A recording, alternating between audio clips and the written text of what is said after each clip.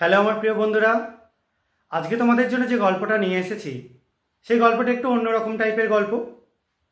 Perfume বা আমরা যেটা সেন্ট হিসাবে, খুব সুগন্ধি হিসাবে ব্যবহার করি, এই পারফিউম সবাই কম বেশি আমরা পছন্দ করি। এবং এই পারফিউম বিভিন্ন টাইপের হয় এবং অনেক মানুষই আছেন যারা এরকম বিভিন্ন পারফিউম পছন্দ করেন। তো তাদের মধ্যে এরকম তিনজন পারফিউম পাগল ব্যক্তি, তারা একদিন এক কাঠা হলো, এক জায়গায় এসে জড়ো হলো।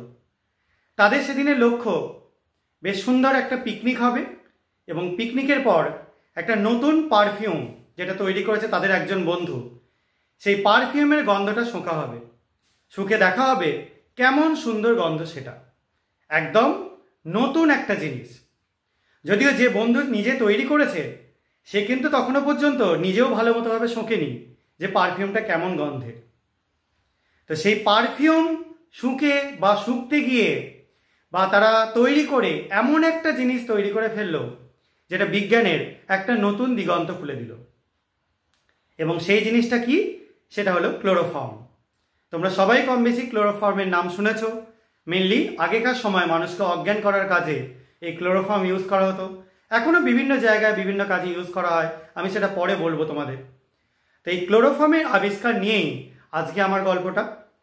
যদি তোমাদের এই গল্পটা পুরোটা শুনতে ইচ্ছা হয় তাহলে পুরো ভিডিওটা চ্যানেলে দেওয়া আছে, তোমরা সবাই অবশ্যই গল্পটা শুনে নিও। এবং এই গল্পটা আশা করা যায় তোমাদের একটু নতুনত্ব টাইপের লাগবে এবং ভালো লাগবে। তাহলে এসো আজকে এই সুন্দর একটা গল্প শুনে নিয়ে যান যে কিভাবে আমরা এই ক্লোরোফর্ম পেয়েছিলাম, পারফিউম আবিষ্কার করতে গিয়ে কিভাবে এই ক্লোরোফর্ম আবিষ্কার হয়ে গেছিল। তাহলে সবাই যাদের এটা সম্পর্কে ইন্টারেস্ট রয়েছে তারা অবশ্যই পুরো ভিডিওটা শুনে নিও। ঠিক আছে, দেখে নিও এবং শুনে নিও। ওকে।